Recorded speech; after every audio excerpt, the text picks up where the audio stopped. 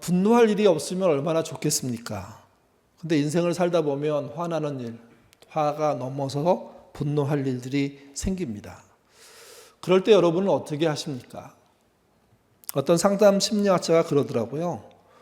분노는 참아서 될 문제가 아니라 풀어야 될 문제라고. 그러니까 잘 푸는 게 중요하대요. 화를 안 낼 수 있으면 안 내야죠. 분노하지 않을 수 있으면 안 해야죠. 근데 진짜 화나고 진짜 분노할 상황이 되면 그럼에도 불구하고 그걸 못 풀면 오히려 그 사람에게 병이 된다는 거죠. 화 안 나면 좋지만 화난 경우 화를 잘 풀어야 되고, 분노할 일이 없으면 좋지만 분노하게 됐다면 분노를 잘 녹여내는 그런 풀이가 필요한 겁니다. 묻지마 범죄라는 게 있습니다. 이유 없이 생명부지의 타인을 공격하는 그 범죄. 한 사건, 한 두 사건 정도를 이렇게 섞어서 말씀드리면 이런 사건이 있었습니다. 길을 가다가 눈이 마주쳤는데 기분 나쁘다고 사람 없는 건물 안으로 들어가는 사람을 쫓아 들어가서 무자비하게 구타합니다. 공격한 사람은 남자고요. 공격당한 사람은 자그마한 여자입니다. 체격적으로나 성별이나 여러 가지를 따질 때 여자는 당한 거고 남자는 가해한 게 분명합니다. 무자비하게 공격당한 여인이요, 중태에 빠졌습니다. 완전 범죄라고 생각했습니다, 남자는. 그래서 잘 피하려고 했는데 CCTV가 찍혀서 결국은 경찰에 잡히게 됐죠. 그 당시 여자는 혼수 상태에 있었습니다. 경찰이 묻습니다. 왜 그런 범죄를 저질렀냐고. 그랬더니 그 여자가 자신을 무시했다는 겁니다. 내용상으로는 눈이 살짝 이렇게 지나가면서 이렇게 서로 마주본 것 뿐인데 본인은 거기서 자기를 무시하는 그 여자의 눈은 그 마음을 봤다는 거죠. 그 여자의 잘못이라고 빡빡 우깁니다. 그래서 자기도 욱해서 그런 일들을 벌였다는 겁니다. 그때 이 여자분이 의식이 돌아오기 시작합니다. 그리고 이 여자분도 자기가 경험한 내용들을 말하기 시작합니다.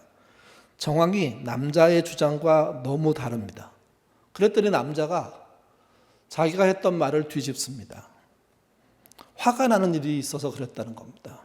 그러면서 이렇게 말합니다. 자신은 원래 분노 조절이 잘 안 되는 사람이어서 화가 나면 앞이 안 보이고 상대방이 누군지 모르는 상태에서 위해를 가할 수 있는 그런 정신병력이 있는 사람이라고. 앞에서는 여성이 의식이 없으니까 그 녀석이 잘못했다고 얘기했다가 뒤에서는 본인은 분노 조절 장애, 성격 장애인이니까 용서해달라고. 그리고 본인도 그렇고요. 그 남자의 부모들도 여자의 부모를 찾아가서 또 여자의 병실을 찾아가서 용서해달라고. 당신만 용서하면 자기가 풀려날 수 있다고 하는 말을 하는 거죠. 묻지마 범죄를 저지른 이 분노 조절 장애인이라고 말하는 이 사람, 법원에서 어떤 결과를 얻었을까요? 의외로 가벼운 처벌을 받았습니다. 분노 조절 장애가 인정된 겁니다. 우리나라라는 나라의 법이 이 정도입니다. 여러분, 분노 조절 장애를 겪고 있다고 해서 폭력을 행사하는 것을 정당화할 수는 없습니다. 또 진술이 오락가락하고 있는데도 불구하고 피해자랑 합의할 가능성이 높다. 합의한 것도 아닌데 합의하려고 애썼다. 많은 사람들이 탄원서를 써줬다. 이런 이유로 법원에서 형량을 현격하게 줄여주는 거죠. 이런 사건을 접할 때마다 이런 생각을 하게 됩니다. 범인이 지나가다가 누군가 눈이 마주쳐요. 근데 그 사람이 격투기 하는 몸에 엄청나게 센 포스를 가지고 눈이 마주쳤다면 이 사람이 쫓아가서 묻지마 범죄를 했을까요? 그럴 리가 없다는 겁니다. 자신보다 약자이기 때문에 일을 저질러 놓고 자신을 심신미약 상태로 분노 조절 상태로 하는 것은 처벌을 덜 받으려고 하는 수작이라고 밖에는 설명할 방법이 없는 겁니다. 물론 분노 조절 장애를 겪고 있는 사람들이 있습니다. 그분들은 정상 참작이라는 게 가능해야죠. 근데 오히려 그런 사람에게는 무차별하게 법원이 형을 때리면서 반대로 멀쩡하면서 분노장애인 행사를 하는 사람들에게는 변호사들이 앞장섰다는 이유로 여러 가지 자신들의 방법을 썼다는 이유로 용서하는 사회, 이게 문제 있는 사회라는 거죠. 분노 조절 장애는요, 개인만의 문제가 아닙니다. 성격 이상이니까 개인의 문제라고 생각하는데 개인의 분노 조절 장애보다 더 무서운 건요, 집단의 분노 조절 장애입니다. 오늘 본문이 그 집단의 문제를 다루고 있습니다. 레위인의 처백이 일어난 집단 성폭력 사건을 해결하는 가운데 벌어지는 거죠. 어떤 일이 벌어졌는지 저희가 본문을 이야기한 지 좀 오래돼서 한번 불편한 본문이지만 읽어보도록 하겠습니다. 사사기 19장 25절 그리고 26절 말씀입니다. 읽겠습니다. 무리가 듣지 아니하므로 그 사람이 자기 첩을 붙잡아 그들에게 밖으로 끌어내매 그들이 그 여자와 관계하였고 밤새도록 그 여자를 능욕하다가 새벽 미명에 놓은지라. 동틀 때에 여인이 자기의 주인이 있는 그 사람의 집 문에 이르러 엎드려져 밟기까지 거기에 엎드려져 있더라. 이 사건 요만큼만 봐갖고는 다 알 수 없지만 그래도 이 말이 전체의 핵심입니다. 여기서 첫 번째 중요한 건 이겁니다. 아내를 그 남자들에게 내어준 사람은요, 레위인이었습니다. 남편이었습니다. 그렇다면 이 남편은 자기 반성이 먼저입니다. 근데 어디에도 스스로가 잘못했다는 생각을 하고 있지도 않습니다. 오히려 아내를 그렇게 내보낸 것을 자기를 보호하기 위한 당연한 수단처럼 생각하는 크게 이 본문에 등장하는 레위인 그 남자의 모습입니다. 아내는요, 성폭행을 당하고 난 다음에 남편에게 찾아왔습니다. 거기 말고는 도움을 청할 데가 없었기 때문입니다. 근데 어떤 도움도 안 줍니다. 오히려 생명을 살릴 수 있는, 치료할 수 있는 그런 기회가 왔음에도 불구하고 그 회복을 위한, 치료를 위한 어떤 조치도 하지 않고 자기 눈앞에 쓰러져서 아직 생명이 붙어있는 아내를요, 그냥 나귀에 싣고 집으로 가버립니다. 현장을 피하고 아내에 대한 조치를 하지 않는 거죠. 그리고 집으로 돌아와서 이것도 되게 이 본문은 논쟁이 많은 본문인데 여인이 죽었냐 안 죽었냐 살아있는데 그런 거 아니냐 하는 추측이 가능할 정도로 일사천리로 여인의 몸을 자르는 일들이 벌어집니다. 12덩어리를 자르는데 생사 여부와 상관없이 한 것 아니냐 하는 의심이 벌어질 정도로 이 남자는, 이 레위인은 자기밖에 모르고 있다는 거죠. 또 하나는 그렇게 해서 소식을 이스라엘이 듣습니다. 그리고 이스라엘 전체가 분노합니다. 지난번에도 말씀드렸죠. 사건의 진위를 조사하지도 않고 양쪽을 만나보지도 않고 내용을 파악하지도 않고 그저 레위인이 보내온 그 여인의 일부 시신을 가지고 분노해서 일방적으로 선전포고를 하고 전쟁이 시작되는 장면이 이 본문에 있는 20장의 이야기라는 거죠. 무려 이스라엘은요 40만 군대를 모집했습니다. 그랬더니 베냐민 지파도 가만히 있지 않습니다. 2만 6천의 군인을 소집합니다. 그리고 3번의 전쟁이 벌어지죠. 그 중에 2번은요 베냐민이 이깁니다. 그때도 말씀드렸습니다. 베냐민이 이긴 것은, 베냐민이 잘못을 많이 했음에도 불구하고 베냐민이 이긴 것은 사실은 이스라엘에게도 정당성이 없다는 거죠. 11지파에게도 올바른 시작이라는 게 없다는 겁니다.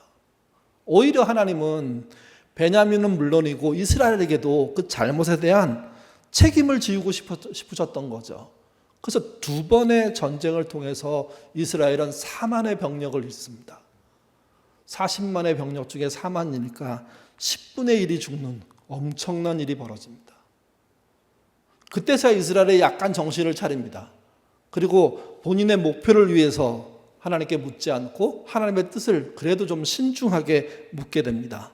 그럴 때 하나님이 그들이 베냐민과 전쟁하는 걸 허락하고 그 전쟁에서 이기게 될 것이라는 약속을 해주시죠. 그래서 세 번째 전투에서 이스라엘이 베냐민을 이기게 되는 겁니다. 그때 군인 2만 5천 명이 죽었습니다. 그러니까 4만 명 죽고 2만 5천 명 죽었으니까 무려 6만 5천이라는 군인이 세 번의 전쟁을 통해서 민족 내전을 통해서 죽은 겁니다.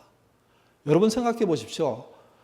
합쳐서 43만이 안 되는 군대인데 그 중에 6만 5천이 죽었으니까 이스라엘 전체가 초상집이 된 거죠. 이 말은 이 전쟁은 베냐민을 응징하기 위한 전쟁이기보다는 이스라엘 전체를 하나님이 혼내는 전쟁입니다. 여러분 잊지 마십시오. 하나님은 자신의 편에 섰다고 해서 잘못을 눈감아 주시는 분이 아닙니다. 너무 많은 신자들이 착각하고 있어요. 내가 믿고 설령 잘못한다고 하더라도 하나님은 나를 안 버리신다. 맞습니다. 하나님은 여러분을 안 버려요. 그렇지만 잘못하는 것에 대한 책임은 명백하게 지우시는 분이 하나님이십니다. 회개하는 거 그래 말로 회개하면 끝난다. 그렇지 않다는 겁니다. 이 본문은 이스라엘 전체가 잘못했고 하나님은 명백하게 모두에게 그 잘못을 추궁했고 그리고 벌을 내리셨습니다. 그리고 이스라엘 전체는 초상집이 된 상태가 되는 거죠. 특별히 베냐민 지파들은요, 거의 모든 백성들이 죽게 됩니다. 마을이 불타게 됩니다. 남녀노소 어린아이 필요 구분 없이 완전히 다 진멸당합니다. 이 이야기의 끄트머리에 보면 오직 600명의 남자만 살아남았습니다. 그들은 도망친 사람들입니다. 숨어있는 사람들입니다. 이렇게 전쟁이 끝나고 난 다음에 이스라엘이 승리하고 난 다음에 조치를 하나 취합니다. 그게 21장 1절입니다. 같이 읽겠습니다.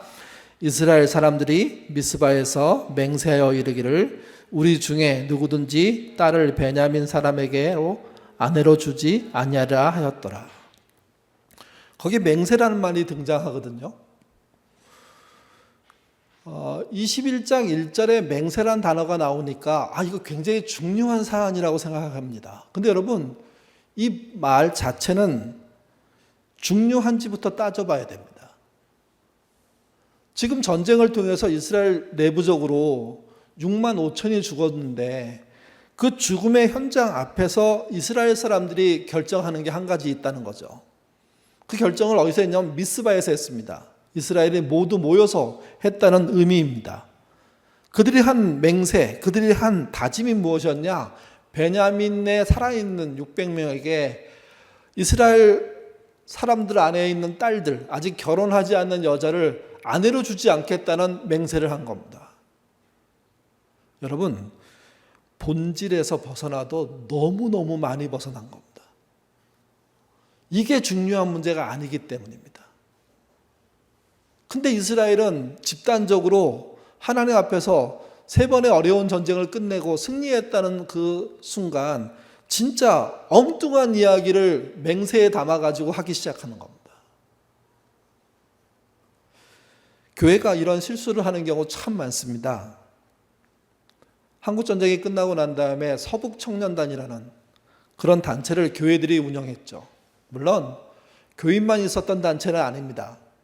북쪽에서 남쪽으로 피난 온 사람들, 그중에 젊은이들이 북한이 미워서 공산당을 이기기 위해서 나름 청년 네트워크를 만든 거와 비슷합니다. 그런데 그들이 하는 일이 너무 잔혹했습니다. 공산당도 아니고 공산당으로 의심된다. 아니, 심지어 자기 말을 듣지 않았다는 이유 때문에 평범한 사람들을, 심지어 믿음 좋은 기독교인들을 적으로 설정하고 그들을 무참히 죽인 겁니다. 그들에 의해서 4.3 사태가 일어났다고도 하지 않습니까? 그러니까 진정으로 억울한 일을 당한 그리스도인이라면 그 억울함을 푸는 일을 해야 되겠죠. 동시에 그 일은요, 정의로운 일이어야 됩니다. 정당한 일이어야 됩니다.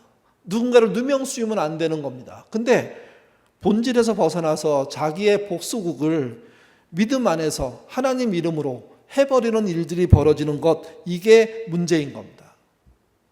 이스라엘도 똑같은 잘못을 저지릅니다. 맹세란 말은요, 성경에 보면 비슷한 말이 있습니다. 그게 서원이란 말입니다. 같아 보이는 말인데 차이가 큽니다.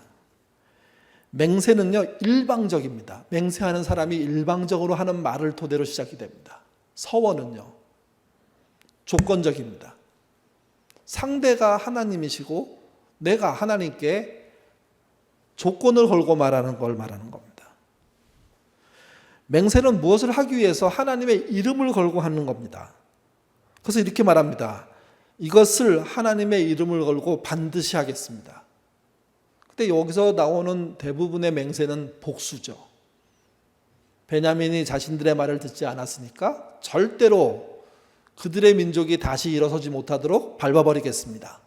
그게 여기 한 맹세입니다. 그런 의미에서 결혼하지 못하도록, 살아남은 600명이 가정을 꾸리지 못하도록, 후세를 남기지 못하도록 만들어버리겠다는 맹세를 하는 겁니다. 서원은 좀 다릅니다. 하나님이 이것을 주십시오. 제가 이걸 하겠습니다. 라는 겁니다. 내가 이걸 할 것이니까 하나님은 이걸 주셔야 됩니다. 그게 서원입니다. 그래서 맹세와 서원은 같아 보이지만 내용상 큰 차가 있고 특별히 맹세가 더 강력한 겁니다. 서원은 맹세보다 약한 거죠. 문제는 이겁니다. 진짜 맹세가 있고요, 진짜 서원이 있습니다. 다른 말로 하면 가짜 서원이 있죠. 가짜 맹세가 있습니다. 지난 교회에서 건축 허물 약속하고 우리 교회로 오신 분이 있었습니다. 어느 날 제가 신방 갔는데 그분이 정말 궁금해서 하나 물어볼 게 있다고. 지난 교회에서 헌금 약속했는데 그거를 자기는 할 마음이 없다고. 근데 늘 마음에 찔림이 있다고. 어떻게 했으면 좋겠냐고. 여러분, 제가 이런 경우에 어떻게 했다고 몇 번 말씀드리지 않았습니까? 하나님께 정중하게 사과하고 그 다음에 할 마음이 없다면 물리는 순서를 자기가 해야 된다고. 그래서 하나님, 제가 그때 했던 그것을 지금 지킬 수가 없습니다. 지키지 못하겠습니다. 다시는 헛된 맹세, 서원 하지 않겠습니다. 그러니 이번은 무르게 해 주십시오. 그래서 건축 헌금이나 무슨 헌금이나 다른 약속을 한 걸 도저히 지킬 수 없을 때 물를 수가 있긴 합니다. 근데 여러분, 그 무르는 일이 계속 반복된다면 그 사람에게 문제가 있는 겁니다.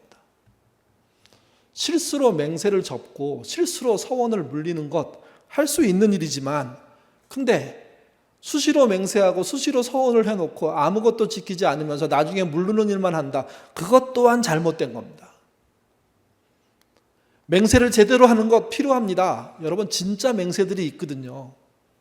친구를 향해서 하는 맹세들, 하나님을 향해서 하는 맹세들, 교회를 향해서 하는 맹세들, 내 신앙의 정말 방향과 삶의 헌신을 위해서 하는 맹세들, 서원들, 필요한 일들입니다.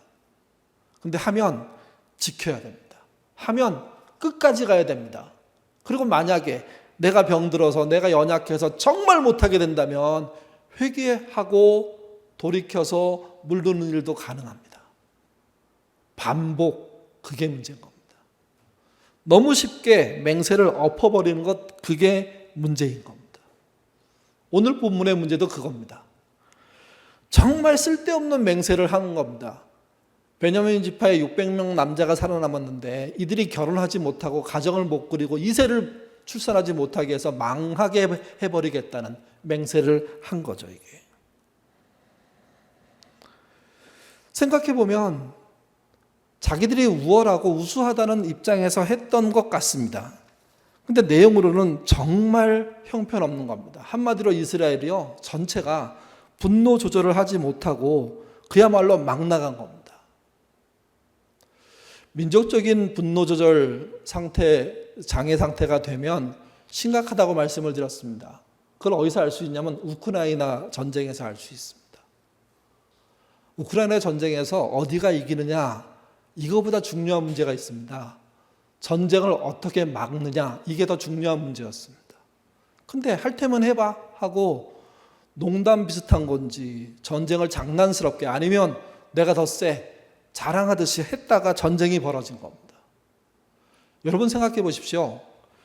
당시의 전쟁에 일어나게 한 대통령, 지도자들은 그 전쟁에 대한 책임이 있는 사람들입니다. 그들은 전쟁을 막았으면 의미 있는 행동을 한 거지만 전쟁이 일어나게 했으니까 사실은 그 국가와 양국은 물론이고 전 세계 앞에 죄인이죠, 사실은요. 이걸 이렇게 바꿀 수 있습니다. 남북의 문제로요. 북한이 밉죠. 잘하는 게 없고 막 나가고 막 몰아내고 때때로는 저렇게 미사일 실험하는 것보다 그 돈으로 그들이 말하는 인민들 잘 먹여서 건강하게 살게 하는 게 더 낫지 않아? 이런 말 우리가 할 수 있습니다. 또 미우니까 그들의 신경을 거슬리고 외교적으로 정치적으로 압박을 행사할 수 있죠. 근데 여러분, 그 결과가 전쟁이면 그건 다른 겁니다. 이제는 외교 문제가 아닙니다. 정치 문제가 아닙니다. 남북의 군사 충돌이 일어나면, 전쟁으로 가면 여러분, 미워하는 거하고는 별개의 문제가 시작되는 겁니다. 북한의 무기들이 집중되어 있는 휴전선으로부터 수도권은요, 얼마 멀지 않습니다. 수도권 중에서도 인천, 부천은요, 더 가깝습니다. 초기 전쟁 하루 이틀 사이에 전쟁의 물자의 절반 이상이 한꺼번에 쏟아져 떨어질 건데 어느 곳이 안전하고 어느 곳이 편안하겠습니까? 북한이 아무리 싫어도 전쟁으로 가는 것을 막아야 될 이유가 거기에 있는 겁니다. 그 전쟁으로 가는 것을 못 막는다. 미워서 그렇게 했다. 아니 우리가 더 세니까 그렇게 했다. 이것 자체는 설령 전쟁에서 이긴다고 하더라도 그 일으킨 사람들은요, 책임져야 될 문제라는 겁니다. 그래서 제일 중요한 건 이겁니다. 전쟁이 일어나지 않게 하는 겁니다. 그러면서 평화를 유지하는 겁니다. 서로 안전하게 살 수 있고 그리고 다음 얘기를 할 수 있는 대화의 장을 여는 게 그게 필요한 거죠. 남북의 문제도 그렇고 우크라이나와 러시아의 문제도 그렇고 이스라엘의 11지파와 베냐민 문제도 똑같습니다. 내전이 일어난 이상 안전한 건 없습니다. 생각해 보십시오. 전쟁이 없었으면 6만 5천 명이 안 죽었죠.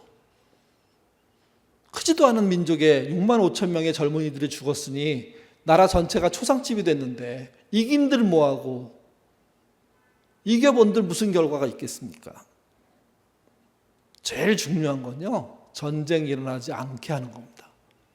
더 좋은 건 뭐냐면 전쟁이 일어나지 않고 평화로 대화하는 관계가 되는 겁니다. 그래서 문제를 해결하는 겁니다. 그런 의미에서 오늘 본문의 이스라엘은 모든 문제에서 분노, 장애, 조절을 겪고 있고 그 결과로 정말 젊은이 6만 명이 넘게 죽는 비참한 현실이 되고 만 거죠. 누가 이긴 게 아닙니다. 모두 심판받은 겁니다. 사람의 맹세는 그래서 허망할 때가 많습니다. 오히려 만행을 저지르고 감추기 위한 행동이 될 때가 많습니다.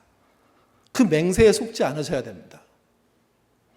그것을 아시는 예수님은요, 마태복음 5장에서, 마태복음 5장은 산상수훈인데 예수님이 당신이 펼치시는 하나님의 나라의 새로운 질서에 대해서 말씀하시는 그런 장들이잖아요. 그 장에 이런 말이 있습니다. 5장 33절에서 37절입니다. 좀 길지만 같이 읽겠습니다. 또 옛사람에게 말한 바 헛맹세를 하지 말고 내 맹세하는 것을 주께 지키라 하였다는 것을 너희가 들었으나 나는 너희에게 이르노니 도무지 맹세하지 말지니라. 예, 거기까지 보시면 헛맹세하지 말래요. 근데 이 말은 예수님이 하신 말씀이 아니라 옛날 어른들이 한 말이라는 겁니다. 조상들이 하나님 앞에 교훈을 얻은 자들이 이미 한 말입니다. 헛맹세하지 말라고. 근데 예수님은 뭐라고 하십니까? 헛맹세 안 해야 되겠지만 오히려 더 한 걸음 더 나가서 어떤 맹세도 하지 말라고. 도무지란 하나도 허락하지 않는 걸 말하는 겁니다. 전체를 거부하는 걸 말하는 겁니다. 앞에서 말씀드렸지만 정말 필요한 맹세가 있습니다. 지키려고 끝까지 생명을 다하는 맹세 필요하죠. 근데 주님은 그런 맹세도 위험하다고 보시는 것 같습니다. 그래서 도무지 맹세하는 거 안 된다는 거죠. 거기 그렇게 써 있습니다. 하늘로도 하지 말고. 왜? 하늘은 하나님의 보좌이기 때문에. 땅으로도 하지 말고. 왜? 땅은 하나님의 발등상이기 때문에. 하늘이든 땅이든 세계는 모두 하나님과 관련되어 있기 때문에 그 안에 있는 그 어떤 것으로도 하지 말라고. 또 예루살렘으로도 하지 말라고 합니다. 큰 임금의 성이래요. 이게 다윗의 왕, 이스라엘 왕의 성이란 뜻이 아니라 큰 임금, 하나님의 성이란 뜻입니다. 그러니까 하나님 빼놓고 맹세할 수가 없으니까 맹세 자체는 불가하다, 하지 마라, 하지 않는 게 맞다, 그렇게 말하는 거죠. 36절부터 마지막 절까지 같이 읽겠습니다. 내 머리로도 하지 말라. 이는 내가 한 터럭도 희고 검게 할 수 없음이라. 오직 너희 말은 옳다 옳다 아니라 아니라 하라. 이에서 지나는 것은 악으로부터 나느니라. 사건을 보고 이건 옳은 일 같습니다. 이건 아닌 것 같습니다. 이 정도의 판단을 하는 거는 말리지 않겠는데 이거 아니면 안 됩니다. 이게 전부입니다. 이거 아니면 내 목숨을 뺏어가십시오. 이렇게 말하는 식의 서원과 맹세 자체를 하나님이 막아버리시는 겁니다. 오히려 그렇게 하는 행동을 악이라고 말씀하십니다. 그러니까 맹세 자주 하는 사람이 좋은 사람인가 생각해 보셔야 됩니다. 예수님의 형제인 야고보는요, 야고보서에서 이 문제를 좀 다르게 정리합니다. 5장 12절 말씀 읽겠습니다. 내 형제들아, 무엇보다도 맹세하지 말지니 하늘로나 땅으로나 아무 다른 것으로도 맹세하지 말고 오직 너희가 그렇다고 생각하는 것을 그렇다고 하고 아니라고 생각하는 것을 아니라고 하여 정죄받음을 면하라. 맹세하게 되면 정죄받게 돼 있답니다. 자신이 한 맹세로 인해서 자신이 벌을 받는 겁니다. 그러니까 맹세는 벌을 받기에 딱 좋은 상태가 된다는 거죠. 그래서 어떤 일을 둬도 하나님 앞에서 맹세하는 자 되지 않아야 되고 어떤 일 앞에도 맹세로 빠져나가는 일을 하면 안 됩니다. 오히려 옳고 그름을 찾으려고 시간이 좀 오래 걸리지만 참고 대화하고 견디고 노력하는 게 훨씬 더 진실된 모습이고 그 결과가 맹세보다 훨씬 좋게 된다는 거죠. 그러면 우리에게 떨어지는 과제가 하나 있습니다. 우리가 화났을 때, 그로 인해서 맹세할 수 있는 어려운 상태가 됐을 때 어떻게 해야 하느냐 하는 겁니다. 그 화난, 그 분노를 풀어야 된다는 거죠. 여러분, 분노를 어떻게 푸십니까? 혹시 화내야 되는데 너무 오래 참아서 분노할 줄 모르는 사람으로 살고 계시지 않습니까? 정신적으로 매우 위험합니다. 신앙적으로 왜곡될 수밖에 없습니다. 화가 나면 화를 풀어야 되고 분노하게 되면 분노를 삭힐 수 있는 과정들을 만들어내야 됩니다. 때로는 화도 내야 되고 때로는 분노도 해야 됩니다. 민족마다 사람마다 화를 푸는 지혜들이 참 많은데요. 그 중에 하나가 에스키모인들입니다. 그들은 민족적으로 화가 나면 무작정 걷는답니다. 그렇게 훈련시킨답니다. 너무 화나고 못 참겠으면 집에서 나와서 그냥 방향 하나를 정해놓고 계속 걸으라는 거죠. 걸으면서 생각을 시작하면 처음에는 화도 나고 울기도 하고 그러다가 어느 시점에 가면서 자기의 마음과 자기의 머리와 자기의 상태들이 생각할 수 있는 자리로 돌아오기 시작한다는 겁니다. 그리고 어느 정도 정리가 되면 그 정리가 되는 그 지점에 나뭇가지를 하나 딱 꼽아가지고 꽂습니다. 그리고 거기다가 기독교적으로는 이렇게 표현할 수 있죠. 분노를 전가시킵니다. 마음의 서운함들 다 거기다 얘기해 놓고 그리고 돌아오는 겁니다. 에스키모인들이 길을 가다가 어느 곳에 나무가 있지 않는 그곳에 나무 막대기가 하나 탁 꽂혀 있다고 그것을 보게 되면 누군가 그 분함을 풀고 갔구나. 그런 증거가 된다는 거죠. 여러분, 한 마을 주변에 그런 막대기가 여러 개 있지 않을까요? 모두가 분노를 풀 수 있도록 실제 분노가 푸는 게 정상이고 당연한 일인 것처럼 그렇게 하는 거죠. 그래서 미움도 사라지고 원망도 사라지고 서러움도 전가시키는 방법들이 여러분에게 있으셔야 됩니다.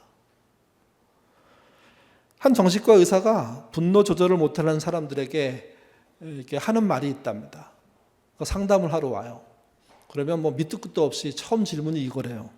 최근 목청을 높여서 노래한 적이 있냐고. 뭘 불렀냐고. 대부분 분노하지만 분노를 못 푸는 사람들은요, 노래할 겨를이 없거든요. 노래했다는 것 자체는 자기 마음에 있는 걸 바깥으로 쏟아낼 수 있다는 거예요. 그래서 여러분, 홀로 살아도요, 노래 같은 걸 큰 소리로 부를 수 있는 사람은요, 마음의 병을 덜 걸립니다. 왜? 자기 마음을 풀 수 있기 때문에. 놀라운 건 이거예요. 큰 소리로 노래를 부르고 그 노래를 완곡하고 한두 곡 더 하고 그러면서 마음이 녹아지고 그래서 상한 마음이 회복되고 그 회복됨으로 말미암아 다시 일상으로 하고자 하는 일들을 할 수 있는 존재로 복구된다는 거죠. 이게. 여기에 맹세는 필요하지 않습니다. 자기의 분노를 삭힐 수 있는 방법을 찾고 그것을 해결하는 거죠. 이게 민족적으로도 해야 될 일들이라는 겁니다. 민족적으로 분노하게 되면 전쟁하고 서로 죽이는 게 답이겠습니까? 더 분노할 일이 생기는 거죠. 원수가 풀릴 밖에 남지 않습니까? 근데 그걸 극복할 수 있는 진상조사와 제대로 그 문제를 풀기 위한 노력과 수고의 사회적인 합의와 그리고 억울함을 풀어주는 실제 조치들이 취해지면 그 사회는 분노를 극복할 수 있는 사회가 되는 것이고 그로 인해서 건강한 사회가 되는 겁니다. 쓸데없는 맹세나 쓸데없는 서원이 난무하는 사회가 아니라는 거죠. 기독교인은 에스키모인들이 하는 방법을 쓸 수 있습니다. 또 상담 심리사가 한 말처럼 목청 크게 노래 불러서 풀 수도 있습니다. 근데 성경은 그것도 수용하면서 동시에 그보다 더 큰 중요한 분노의 풀이의 방식에 대한 이야기들을 해주고 있습니다. 그 중에 하나가 예레미야 33장 3절입니다. 같이 읽겠습니다. 너는 내게 부르짖으라. 내가 내게 응답하겠고 내가 알지 못하는 크고 비밀한 일을 내게 보이리라. 고통 중에 있을 때, 분노 중에 있을 때 신자가 갖고 있는 가장 그 분풀이 고통을 풀 수 있는 큰 방법은 기도입니다. 부르짖는 겁니다. 너무 많은 기독교인들이 하나님 앞에 교양을 떨고 있습니다. 공손공손하게 멋있는 말로 마치 그 대표 기도 때 기도하는 것처럼 멋진 이야기들을 하려고 합니다. 실제 기도는 그런 게 아닙니다. 억울함을 호소하는 거고 내 안에 있는 분노를 푸는 겁니다. 누구에게? 하나님께. 하나님께는 서운함을 말할 수 있고 하나님께는 분노를 말할 수 있고 하나님께는 미움과 원수 갚는 일에 대해서 말할 수 있습니다. 사람에게는 그렇게 하지 않아야 되지만 하나님은 그 얘기를 들을 수 있는 분이시고 들어주는 분이시고 들어주시면서 우리의 마음을 어루만져 주시는 분입니다.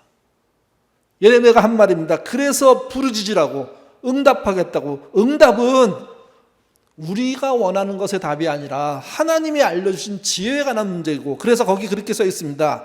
내가 알지 못하는 크고 은밀한 일을 내게 보이는 것이라고.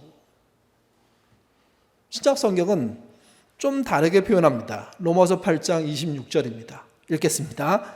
이와 같이 성령도 우리의 연약함을 도우시나니 우리는 마땅히 기도할 바를 알지 못하나 오직 성령이 말할 수 없는 탄식으로 우리를 위하여 친히 간구하느니라. 우리의 서름과 우리의 절망과 우리의 정말 분노를 쏟아놓으면 누굴 만나게 되느냐? 나를 위해 울고 계신 하나님을 만나게 된다는 겁니다. 나를 위해서 말할 수 없는 탄식으로 탄식하시는 정말 우리의 친구가 되시는 그분이 내 눈앞에, 내 마음 안에, 내 삶 속에 등장하기 시작한다는 거죠. 그분이 내 마음을 아는 것. 그 내 마음을 아시는 하나님 때문에 이 억울한 이 분노를 극복할 수 있고 이기게 되고 분노에 지지 않고 헛된 맹세로 가지 않는 일들이 벌어지는 겁니다. 기독교인이 갖고 있는 이 분노 풀이는 세상이 갖고 있는 걷는 것과 세상이 갖고 있는 노래 부르는 것과는 차원이 다른 문제입니다. 너무 좋은 방법과 구체적인 은혜를 갖고 있음에도 불구하고 너무 많은 신자들이 이 방법 근처에도 오지 않는 겁니다. 자기 자식이 구원을 받지 못한 상태라면 부모는요, 날마다 부르짖어야 됩니다. 도와달라고, 살려달라고. 내 아이, 내가 어떻게 할 실력이 없으니까 하나님 사람을 보내든지 기회를 주시든지 막으시든지 붙잡아 주든지 산으로 데리고 가시든지 들로 데리고 가시든지 정말 결과적으로 그들이 구원받을 수 있는 길로 열어주셔야 된다고 매달려야 되는 거거든요. 경제적으로 한계적인 상황에 있어서 하나님 아니면 도울 길이 없다고 했을 때 신자는요, 진짜 무릎 꿇고 나와서 하나님 제가 망하게 됐다고 하소연해야 되고 살려달라고 도와달라고 길이 없다고 매달려야 되고 주님이 아니면 어떤 일도 할 수 없다고 그렇게 말할 수 있는 기회가 있는데 이 기회를 쓰지 않는 겁니다. 때가 되면 하시겠죠. 이 말이 정말 자식을 사랑하는 그 부모에게 할 말입니까? 부모가 할 말입니까? 위기에 빠져 있는 그 상황에 있는 신자가 할 수 있는 말일까요? 예레미야 33장 3절과 로마서 8장 26절을 여러분 기억하셔야 됩니다. 주님은 모든 고통 앞에 부르짖으라고 하셨습니다. 분노 앞에 부르짖으라고 하셨습니다. 하나님께 그렇게 하는 겁니다. 할 말 못할 말 하나님께 다 하는 겁니다. 그 마음을 아시는 그분은 그 이야기를 들을 수 있는 분이고 들어주시는 그분은요, 결국 우리의 마음속에 고통과 분노를 이길 힘들을 주십니다. 맹세로 가지 않고 이길 수 있는 길들을 열어주신단 말입니다. 성령은 우리의 탄식으로 하는 그 기도 속에 당신의 탄식으로 우리를 만나주셔서 나 말고도 나를 위해서 이렇게 애타게 기도하시는 분이 계시구나 하는 그 놀라움들을 보게 한다는 거죠. 분노, 조절 앞에 어려움을 겪는다면 하나님께 나오십시오. 삶에 질고와 어려움이 있다면 하나님께 나오십시오. 고통과 고난의 문제가 있다면 하나님께 나오십시오. 사람의 능력과 힘으로 해결할 수 없는 일이 있다면 하나님께 부르짖으십시오. 하나님만이 하실 수 있는 일들이 있고 그 일들이 사실은 우리를 살리겠다고 성경은 약속해 줬고 우리가 기도하면 그분이 움직이신다는 약속을 해 주신 겁니다. 문제는 이겁니다. 그 약속을 알고 있다고 믿는 사람들이 기도는 안 한다는 거죠. 부르짖는 것은 안 한다는 거죠.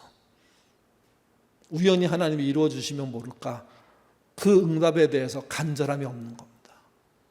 문제는 그 간절함이 없기 때문에 분노 해결도 없습니다. 문제 해결도 없습니다. 응답 또한 존재하지 않습니다. 그분들에게 응답은요, 다 우연히 세상에서 벌어진 일인 것뿐인 겁니다. 하나님이 그들과 함께 하시지 않기 때문입니다. 우리의 분노를 놓고 하나님을 찾고 문제를 놓고 하나님을 찾고 그분이 주시는 답을 쫓아가는 신자 되시기를 바랍니다. 그 부르짖음 속에서 그분이 알지 못하고 크고 은밀한 것을 알려주신다고 하셨는데 그 답 때문에 세상에 걸려 넘어지고 세상의 억울함에 자폭하는 그런 신자 아니어야 되는 거죠. 또 기도하십시오. 매달려 보십시오. 여러분을 위해서 더 울고 있는 분을 만나게 될 겁니다. 그 울고 계신 그 하나님 때문에 내가 힘을 얻게 되고 일어설 수 있게 되는 은혜를 누리게 될 것입니다. 그런 은혜 속에 사시는 신자 되시고요. 맹세, 섣불리 하는 신자 되시지 않기를 주님의 이름으로 축원합니다. 기도하겠습니다. 우리는 너무 하나님과 멀게 살고 있습니다. 어느 시점인지 모르겠지만 아마도 제 생각에는 우리가 경제적으로 안정이 된 다음부터인 것 같은데 우리는 더 절박해지지 않고 절실해지지 않고 있습니다. 옛날 같으면 쪼르륵 달려와서 지하 예배실에서 하나님 앞에 무릎 꿇고 기도했을 법한 일들을 우리는 다 교양 있게 생각으로만 해결합니다. 자식의 구원 문제를 놓고도 그렇게 하고 부모님의 생명 위태로운 시간에 그 구원의 문제를 놓고도 그렇게 교양 있는 모습으로 사는 우리가 되고 말았습니다. 절실함이 없는 시대, 간절함이 없는 시대의 그 절망이 얼마나 큰지 우리가 목도하면서도 또 또 그 목도의 주인공이 나라는 사실을 알면서도 우리가 한 걸음 나가지 못하고 있으니 하나님 우리를 용서해 주시고 우리가 제대로 우리의 마음을, 상황을, 현실을 알고 주 앞에 달려나와 부르짖는 신자 될 수 있도록 하나님 이끌어 주옵소서. 오늘 본문의 이스라엘은 부르짖지 않았습니다. 마치 심판관이 된 것처럼 레위인의 고발 그 한마디에 선동돼서 분노 조절 장애를 보이는 그런 민족이 되고 만 겁니다. 민족의 전쟁은 그 어떤 일이 있어도 일어나면 안 됩니다. 이스라엘 전쟁을 통해서 무려 6만 5천 명의 사람이 죽었습니다. 그리고 서로 미워하게 됐습니다.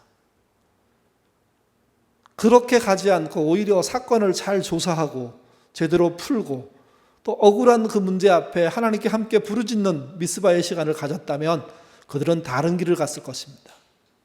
그러지 않은 이스라엘을 바라보면서 우리도 그럴 수 있다는 사실을 놓치지 않도록 주님 인도하여 주옵소서. 예레미야 간절히 말합니다. 부르짖으라고. 그러면 내가 알지 못하는 크고 은밀한 일을 보여주시겠다고. 예레미야가 한 약속이 아니라 하나님이 하신 약속입니다. 로마서에서 바울은 성령이 우리의 연약함을 아신다고, 돕기를 원하신다고, 마땅히 기도할 바를 모르는 우리들을 향해서 오히려 성령님이 말할 수 없는 탄식으로 기도해 주시는 분이라고 알려주고 있습니다. 우리가 우리의 현실 때문에 처절하게 하나님 앞에 나올 때 하나님 또한 우리를 위해서 울고 계시다는 사실을 우리가 보게 될 것인데, 그런 장면 보지 않고 사는 신자가 과연 신자일까 생각해보는 시간 될 수 있도록 인도하여 주옵소서. 절실한 문제를 절실한 문제로, 화나는 문제를 화나는 문제로, 분노할 만한 일을 분노할 문제로, 그러나 그런 모든 문제를 하나님 앞에 가지고 나오는 우리가 되도록 도와주시고, 우리를 자랑하기 위해서 하는 맹세들 하지 않도록 하나님 인도하여 주옵소서. 마지막으로 정말 전심으로 한 맹세가 있다면, 서원이 있다면 지켜내는 신자 되도록 인도하여 주시옵소서. 감사하며 예수님 이름으로 기도드립니다. 아멘.